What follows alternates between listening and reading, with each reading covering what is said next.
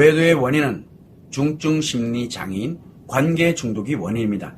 남편이 외도를 했다. 남편은 중증 심리 장애인 관계 중독이고, 아내가 외도를 했다. 아내는 중증 심리 장애인 관계 중독입니다. 다만 남편은 반응에 중독된 거고, 그 다음에 아내 외도인 경우에는 아내는 관심에 중독이 된 겁니다. 그런데 이 관계 중독은 인간관계, 즉 인간관계에 중독이 된 거기 때문에 인간관계를 파괴하는 병입니다.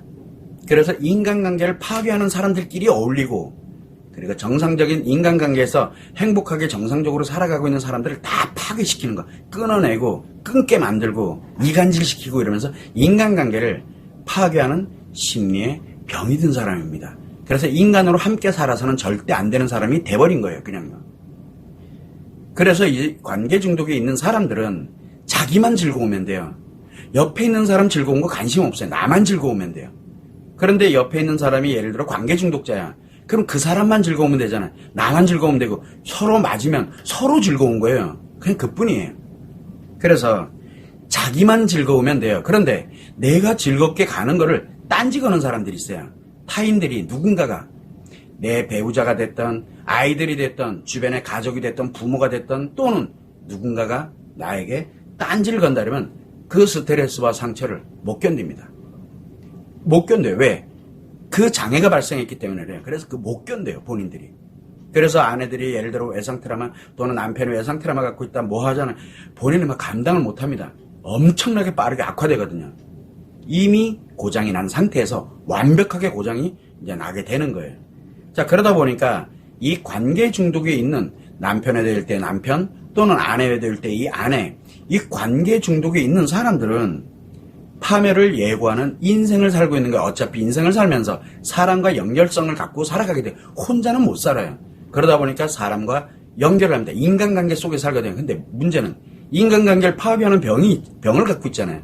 그러다가 어딘가 하나에서 아차 싶을 때 바로 뭐냐면 모든 게 한 방에 다 무너져요. 파멸로 가요. 그거는 이제 내가 대가를 치러요. 내가 언젠가는 반드시 파멸이라는 내 인생을 완벽하게 파멸시키는 대가를 치러요. 관계 중독자는. 그게 내일 치를지, 한 달 후에 치를지, 1년 후에 치를지, 언제 치를지는 모릅니다. 문제는 뭐냐면 그 대가를 본인이 치르는데, 그 대가를 누구와 함께 치르냐면 바로 배우자와 아이들도 치르고 주변에 있는 사람들도 치른다는 얘기예요. 즉 보호를 해야 돼, 그 사람들 주변에. 그래서 관계 중독에 있는 사람들은, 관계 중독자다 그러면 일단은 한 템포를 늦춰야 돼요. 왜? 그 사람들 딴지 걸어봐야 나와 관계에서 내가 피해를 입어요. 그래서 일단은 가만히 두고 내가 과연 어떻게 가느냐가 엄청 중요합니다. 옆집에 누군가가, 내 친구 중에 누군가가 관계 중독자, 피하셔야 돼요. 인간관계를 안 끊어도 좋으니까 일단은 피하셔야 돼요. 그리고 난 다음에 인간관계를 끊을 거냐 안 끊을 거냐는 건 그 다음에 판단하고 결정해야 돼요. 그러나 함께 가게 되면 무조건 파괴됩니다. 내가 엄청난 피해를 입어요. 자, 그러다 보니까 우리가 왜 사람들 주변에서 내 배우자를 평가한다든가, 또는 내 주변에 있는 사람들을 평가한다든가, 우리 왜 회사에서 뭐 동료들이 됐던, 아니면 어떤 조직이 됐던 어떤 사람들을, 그 사람이 어떤 사람이지라고 그 사람에 대해서 뭔가를 평가하고 분석을 해야 될 때는 제일 우선적으로, 다 필요 없어요. 모든 거 능력이고 뭐 실력이고 다 필요 없고, 제일 우선적으로 뭐부터 봐야 되느냐, 저 사람이 외도하는 사람이냐 아니냐, 외도를 했던 사람이냐 아니냐. 이거 매우 중요합니다. 왜? 관계 중독이기 때문에 그래요. 그래서 외상 트라우마가 아닌 관계 중독을 갖고 있느냐라는 거. 만약에 관계 중독을 갖고 있었는데 치료를 안 한 채 있다, 옛날에 발생했지만 치료 안 한 채 있다, 그 다음에 지금도 외도를 하고 있지만 그 사람이 치료할 생각이 없다, 이렇게 되면 무조건 피해야 되는 사람이에요. 무조건 피해야 돼. 그 사람은 인간관계를, 자기와 연결되어 있는 인간관계를 그냥 파괴합니다. 그냥 파괴하는 사람이, 왜? 자기 즐거움을 위해서 다 이용해요. 그리고 다 파괴시켜요. 그래서 절대 그 사람은 평가 대상이 돼서도 안 되고 분석 대상이 돼서도 안 돼요. 어차피 한 번은 붕괴돼요. 붕괴될 때 자기가 필요로 하는 연관되는 걸 싸그리 다 물고 붕괴돼 버립니다. 이게 관계 중독의 말로예요. 그 대가는 옆에 있는 사람들이 다 치러야 돼요. 본인도 치르지만 옆에 있는 사람들이 다 치러야 돼요. 이게 관계 중독의 기본입니다. 자, 그러다 보니까 어떤 일이 생기게 되냐면, 관계 중독자가 있어. 근데 외상 트라우마를 갖고 있는 사람이 있어요. 외상 트라우마를 갖고 있는 사람은 관계 중독보다 인간관계를 파괴시키는 능력이 수십에서 수천 배 강력합니다. 그러다 보니까 내가 외상 트라우마가 있는데 내가 치료를 하지 않은 사람, 또는 주변에 외상 트라우마가 있는데 치료를 하지 않은 사람이 있어. 무조건 피해야 돼. 그 사람은 관계 중독자보다 더 무서운 사람이에요. 무조건 피해야 돼. 그 사람은 그 사람과 함께 가는 아이들뿐만 아니라 누구도 어차피 다 파괴되게 돼 있어요. 어차피. 그래서 관계 중독과 외상 트라우마가 있다. 근데 치료를 안 했다. 그러면 그 사람은 인간으로 못 사는 사람이에요. 오로지 자기만을 향해서만 살아요.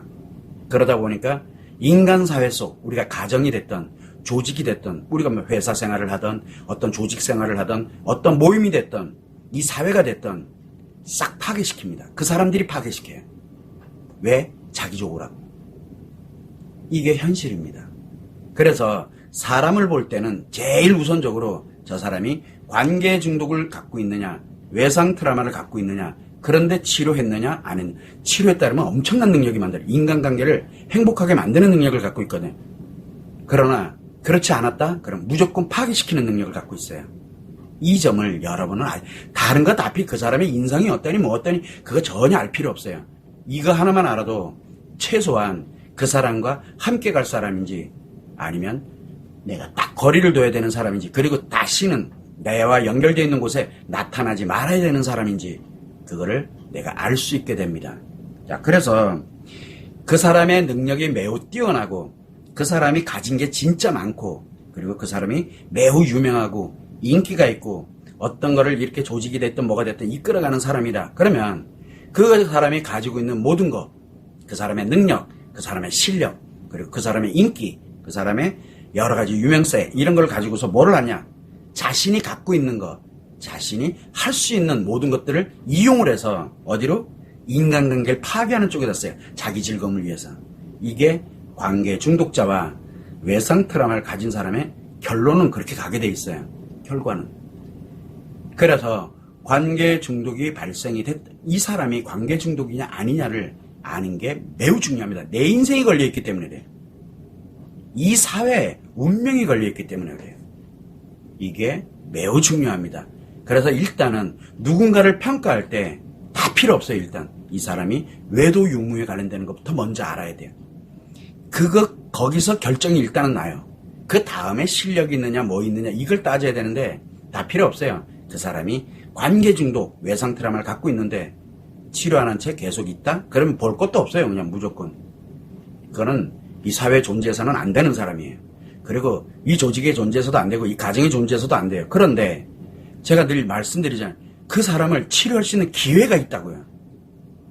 최소한 다른 사람들은 다 욕을 하더라도, 다른 사람은 다 버리더라도 배우자인 나만큼은 최소한 회복할 수 있는 기회는 주자.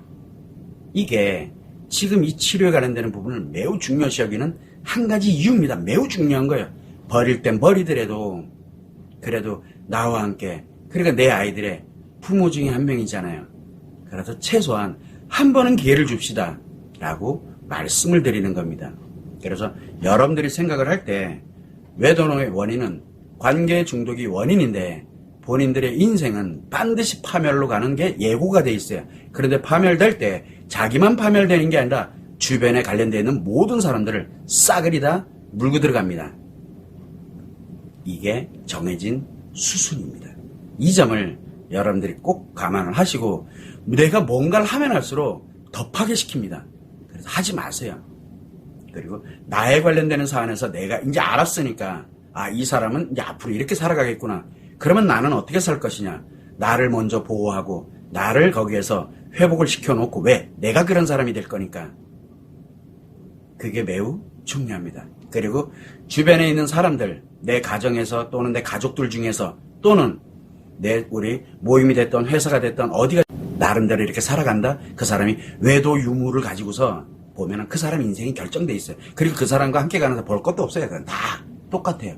거기에 내가 피해를 입을 수 있어요. 같은 소속이 되어 있으니까. 이거 매우 중요해요. 그런 사람은 다 퇴출시켜야 돼요. 퇴출시키는 게 사는 길이에요. 그러나 가정에서만큼은 한 번은 기회를 주자는 거예요. 한 번은. 내 배우자고 내 아이들의 부모님인데 한 번만큼은 기회를 주자는 거. 그 외에 나머지 가정 이외에서는 퇴출시켜야 돼요. 안 그러면 그게 전체가 피해를 입어요. 인간관계를 파괴하는 병에 들어있는 사람이기 때문에. 외상 트라우마를 가진 채 그렇게 가고 있다? 그럼 그거보다 수십, 수천 배 강력하게 파괴시키는 사람인데 피해야 돼요. 그리고 퇴출시켜야 돼요.